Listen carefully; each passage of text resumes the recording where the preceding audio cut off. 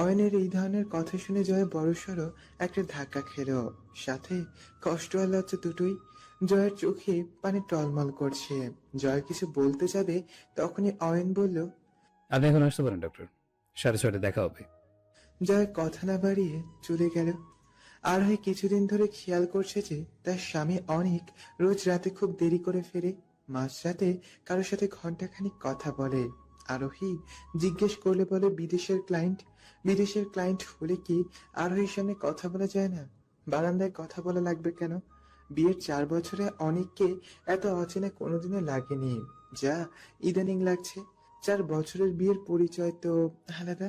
তার আগে যে 5 বছরের প্রেম, 9 বছরের এত সুন্দর সম্পর্কে কবে এমন দূরত্ব এলো বুঝিনি আরোহী।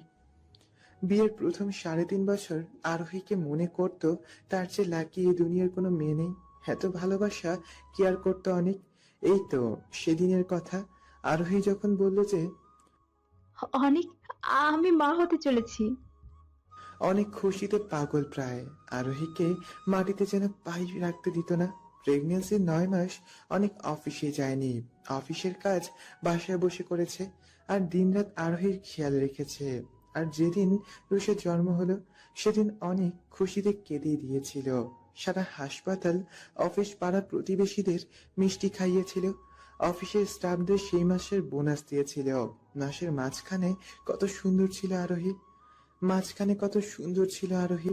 অনেকের আরোহীর সংসার ছোট্ট রুষাকে নিয়ে, কিন্তু গত 1 মাস ধরে অনেক বদলে গেছে। আরোহীকে সময় দেয় না, সেটা আলাদা। সে তো ইদানিং তাদের রুষাকেও সময় দেয় না।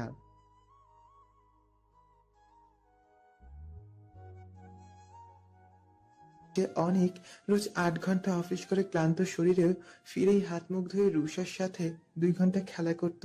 সেই অনেককে গত 1 মাস ধরে রুষার সাথে 5 মিনিটও খেলে না। 2 বছরের 6 মাসের বাচ্চাটা সারাদিন তো এই অপেক্ষায় থাকে যে কখন তার বাবাই আসবে আর তার সাথে খেলা করবে।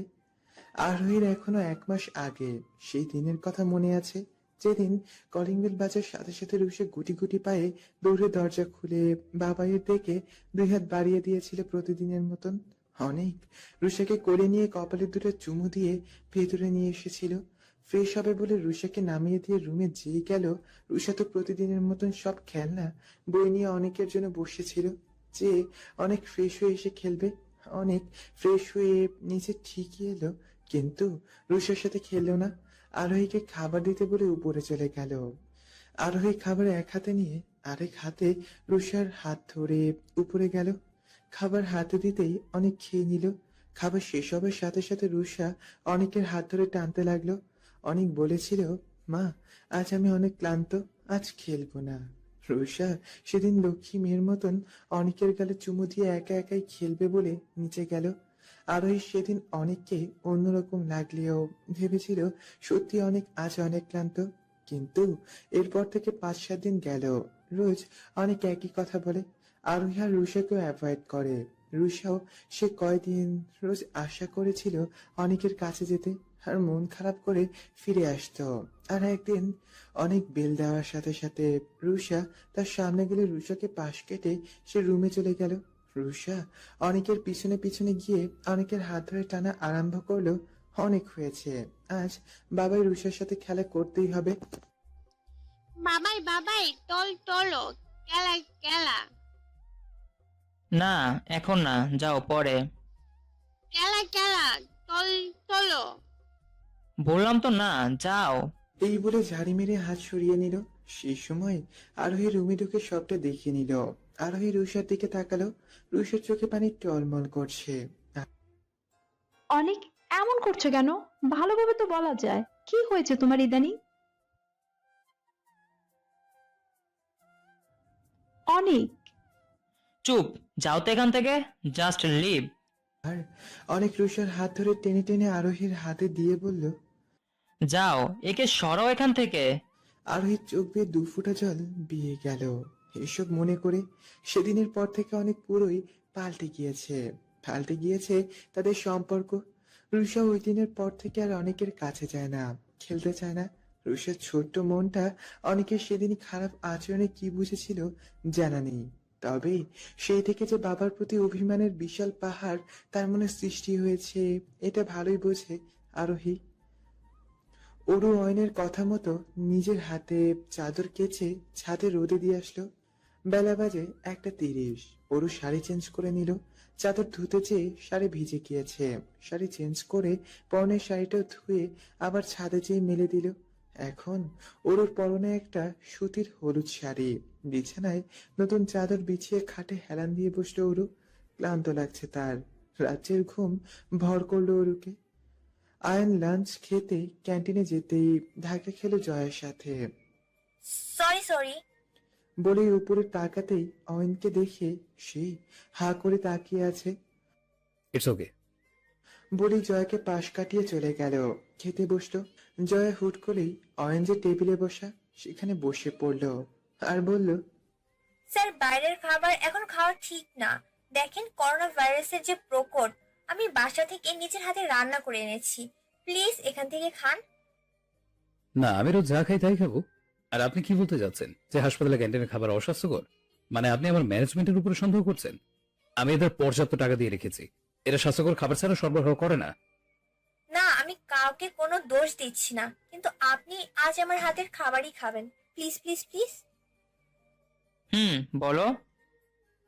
শোনো, আজ তাড়াতাড়ি ফেরার কথা ছিল কিন্তু মনে আছে? বিকেলে বাড়ি যেতে হবে না? পরশু ভাইয়ের বউ ভাত। ও, মনে ছিল না। কাল সকালে যাব। আজ ফিরতে পারবো না জলদি। এটা কেমন কথা হলো? না, তুমি আজই আসবে। কিচ্ছু জানি না আমি। বললাম তো পারবো না বলে ফোন কেটে দিল। অনিককে নিয়ে আরোহী ব্যাগ গুছানো কমপ্লিট করেছে। রুষাকে রেডি করে নিয়ে আরোহী ব্যাগপত্র নিয়ে বের হয়ে গেল অনেকের অফিসের উদ্দেশ্যে। অনেকের অফিসে পৌঁছে ব্যাগ আর রুষাকে গাড়িতে রেখে আরোহী ভিতরে ঢুকলো। আরোহীকে দেখে সবাই দাঁড়িয়ে সালাম দিল। আরোহী অনেকের কেবিনে নক না করেই ঢুকে গেল। অনেক মনোযোগ দিয়ে ফাইল দেখছে। সারপ্রাইজ! তুমি? শুধু আমি না, সাথে ব্যাগপত্র আর আমার মেয়েও আছে। তারা গাড়িতে। চল তো এখন। কোথায়? বললাম না বাড়ি যাব, চল। What the are you crazy? বলিনি তোমাকে যে আজ যেতে পারবো না? তাও তুমি এমন ব্যাগপত্র নিয়ে আসো কোন সেন্সে? যাও বাসায় জলদি, গো। তুমি চিৎকার করছো কেন অনেক? সবাই কি ভাবছে দেখো, কাচের দরজা, সবাই তাকিয়ে আছে এদিকে। আমি কি করেছি? তুমি ননসেন্সের মতো কাজ করলা কোন আক্কেলে? আরোহী এবার কেঁদে দিল। কিভাবে কথা বলছো তুমি? এত খারাপ বিহেভ কেন করছো? এই শোন, যা সর। মাথা গরম করে দেয়, ভালো মুডটা নষ্ট করে দিল। আরোহী অনেকের তুই তুকারি দেখে হতবাক। অনেক, তোমার কি হয়েছে? তুই তুকারি করছো তুমি আমার সাথে? যাও, তুমি বাসায় যাও এখন প্লিজ। মাথা আর গরম করো না, সিক্রেট করো না, আর জাস্ট লিভ। তুমি বদলে গেছো অনেক, বদলে গেছো। এই বলে অনেকের কলার ধরে কাছে টেনে নিল আরোহী। কাছের দরজার বাইরে দাঁড়িয়ে সবাই ওদের দেখছে। অনেকের মাথায় এবার রক্ত উঠে গেল। আরোহীকে সরিয়ে ঠাস করে একটা চর বসিয়ে দিল। সন্ধ্যা 6:30। জয় সব ফাইল রেডি করে যেই না অয়নের কেবিনে ঢুকতে যাবে, দেখলো অয়ন ফোনে কথা বলতে বলতে একটা ছেলেকে ইশারা করলো। ফোন রেখে জয়াকে বলল, সব ডিটেলস ওকে বুঝিয়ে দেন doctor Joya. He is my new assistant Saim Ahmed. এই বলে অয়ন বের হয়ে গেল। জয়ের মন খুব খারাপ হয়ে গেল।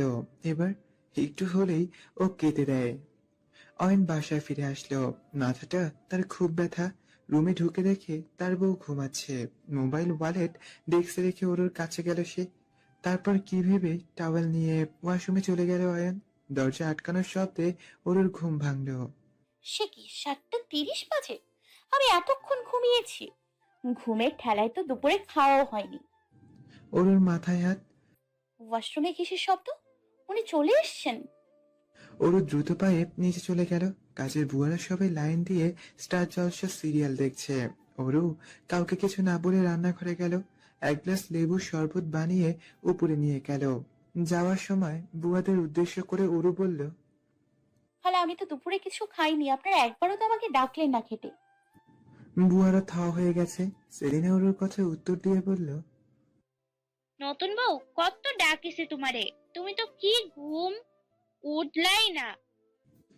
আসলে কেউই ওরুকে ডাকেনি, কারণ তারা ভুলে গিয়েছিল যে ঘরে নতুন একটা বউ আছে। আসলে এত বছরের অভ্যাস তো একাই দুপুরে খাওয়ার, নতুন মানুষকে তারা ভুলে গিয়েছিল। ওরু সেলিনার কথা শুনে আর কিছু বলল না, উপরে চলে গেল। ওরু রুমে ঢুকতে দেখে অয়ন শাওয়ার নিয়ে খালি গিয়ে বের হচ্ছে। ওরুকে দেখে টাওয়ালটা রেখে পকেটে হাত দিয়ে দাঁড়ালো। ওরু অয়নের কাছে গিয়ে গ্লাসটা এগিয়ে দিয়ে বলল, এটা খেয়ে নিন, অফিস থেকে এসেছেন, নিশ্চয়ই খুব ক্লান্ত। শরবত বুঝি খাওয়া যায়? দাও। অয়ন ঢকঢক করে পুরোটা সাবার করলো। সত্যি রিলিফ লাগছে। অয়ন গ্লাসটা পাশে রেখে ওরুর কোমর ধরে নিজের কাছে নিয়ে গেল। কি বলছিলে যেন তখন? আমার কোথাও কেটেছে কিনা? ওটা তোমার রক্ত। কিন্তু আমার তো হয়নি। কি হয়নি? অয়ন ওরুকে ছেড়ে খাটে গিয়ে আধশোয়া হয়ে বলল, বুঝলাম, তুমি হয় অনেক চালাক, না হয় খুব বোকা। যাক, এদিকে এসো। অয়নের কাছে টাকায় ওরুর বুকটা ধুক করে উঠল। তাহলে কি এখন আবার অয়ন ওসব করবে? ওরু ধীর পায়ে অয়নের কাছে গেল। অয়ন ওরুর হাত ধরে কাছে বসালো। মাথাটা খুব ব্যথা করছে, চেপে দাও। ওরু অবাক হলো। কি হলো? দাও। ওরু কাঁপা কাঁপা হাতে অয়নের মাথায় হাত দিয়ে চেপে দিচ্ছে, আর অয়নের চোখ বন্ধ। এরকম 8 ঘন্টা যাওয়ার পর হঠাৎ অয়ন চোখ খুলে তাকালো ওরুর দিকে, একটা নেশা ভরা চোখে। হয়েছে, আর লাগবে না, কিছুটা রিফ্রেশ লাগছে। আর বাকিটা?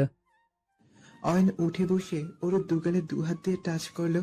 তারপর হুট করে ওরুর ঠোঁটে নিজের ঠোঁট মিলিয়ে দিল। ওরুর চোখ পুরো বড় বড় হয়ে গেল। অয়ন উঠে বসে ওর দুগাল 2 হাত দিয়ে টাচ করলো। তারপর হুট করেই ওর ঠোঁটে নিজের ঠোঁট মিলিয়ে দিল। ওর চোখ তো বড় বড় হয়ে গেল। কলিং বেলের আওয়াজে ঘোর কাটল অয়নের। ওর চোখ কুচকে আছে এখনো। অয়ন হেসে দিল আর বলল, আর বাকিটা এই এখন হলো। ইয়া, নাও আই ফিল রিলিফ। ওরও এবার চোখ খুলে মাথা নিচু করে তাকিয়ে আছে। এই, তুমি কিস করতে পারো না কেন? কেমন করে ঠোঁট শক্ত করে রাখো? সবসময় আমি দিব নাকি? তুমি আমাকে দেবে না? কি কি দেব? এক ভ্রু উঁচু করে তাকিয়ে আছে এবার। তোমার মাথা।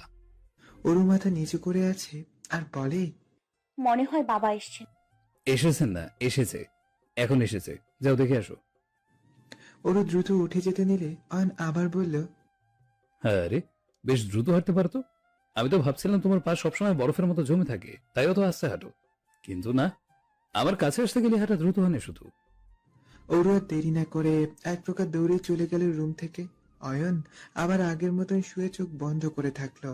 ওরু নিজের দুগালে 2টো হাত দিয়ে চেপে নিচে নামছে, আর টমেটোর মতন লাল হয়ে আছে। নিচে নেমে দেখলো অহনা নয়, বরং আরেকটা মেয়ে দাঁড়িয়ে আছে, সাথে একটা ছোট মেয়ে। সেলিনা বুয়া দরজা খুলে বলল, বড় আম্মা যে, কিরাম আছো? আরে রুষা মা, আহো আহো। ওরু এবার বুঝলো এটা তার বড় ননদ। মুখে প্রশস্ত হাসি নিয়ে দৌড়ে গেল নিচে। আসসালামু আলাইকুম আপু, কেমন আছেন? এই তো, কি খবর? ভালো। হাই, কি নাম? লুসা। রুষা? সবাই সোফার ঘরে বসলো। আরোহীর মন যে কত খারাপ সেটা শুধু আরোহী জানে। আজ তার সব থেকে প্রিয় মানুষটা যে তার গায়ে হাত তুলেছে। খুব কাঁদতে ইচ্ছে হচ্ছে তার, কিন্তু উপায় নেই। এই বাসায় সবাই যে বুঝে যাবে তাহলে। ওরও যে বাসায় নতুন, তাই তো সে বুঝতে পারেনি যে আরোহীর ভালো আছে কথাটা যে পুরোপুরি মিথ্যা।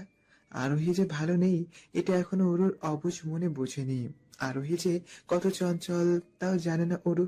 ওরু তো সেই থেকে রুষার সাথে খেলা করতে ব্যস্ত। আরোহীর আজ দুপুর থেকে খাওয়া হয়নি, এখন ওর খুব দুর্বল লাগছে। ওরু, কি রান্না হয়েছিল আজ দুপুরে?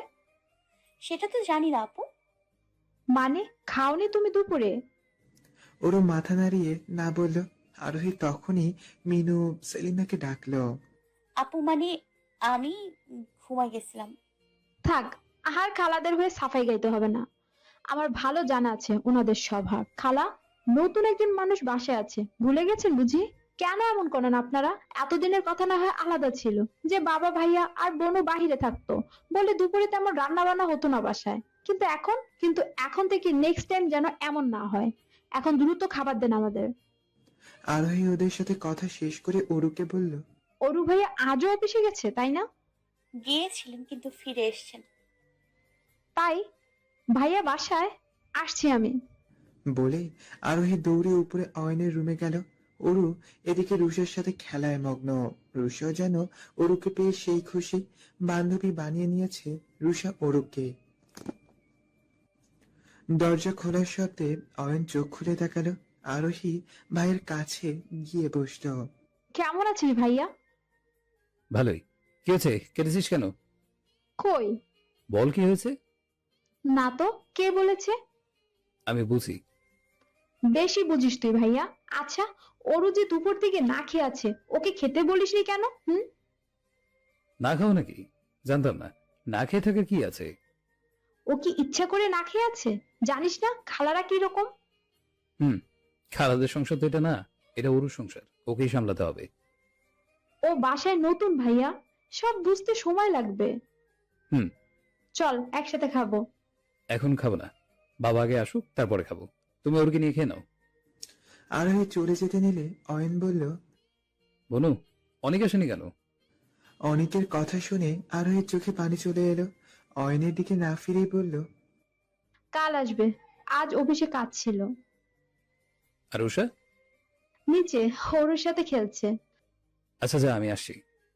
আরোহী বের হতে হতে চোখের পানি মুছে নিল। অয়ন ঠিকই বুঝতে পেরেছে যে আরোহী কাছে। ওর ভারী গলা শুনে বুঝেছে ও। আরোহীর মলিন চেহারাটা অয়নের চোখ এড়ায়নি। আমার বনুটা তো আগের মতো প্রাণ চঞ্চল নেই, জানতে হবে আমাকে সবটা। অয়ন দ্রুত পায়ে গেল বাইরে। আরোহীর সাথে একসাথে নামলো। দুজন নেমে দেখে রুষা অরুর কোলে ঘুমিয়ে পড়েছে। আরোহী কিছু বলতে গেলে অরু হাত দিয়ে হুশ করে ইশারা করলো, বলল, আমি ওকে খাইয়ে দিয়েছি। আরোহী হাসলো। অয়ন সিঁড়িতে দাঁড়িয়ে অরুকে দেখছে। তারপর কাছে যেয়ে অরুর কোল থেকে রুষাকে কোলে নিয়ে উপরে চলে গেল। চলো অরু, খেয়ে নি আমরা। দুজন খেতে বসলো। রাতে অহনার বাবা বাসায় ফিরে এলে অয়ন নিচে খেতে এলো। খাবার টেবিলে অয়ন, বিয়েটা যে তাড়াহুড়াই হলো, পরশু বউ ভাত কি ঠিক হবে নাকি আরো 4-5 দিন পিছাবো? কেউই তো তেমন জানে না। ইনফ্যাক্ট তোমার হাসপাতালের কেউ জানে না। কাট করতে তো সময় লাগবে।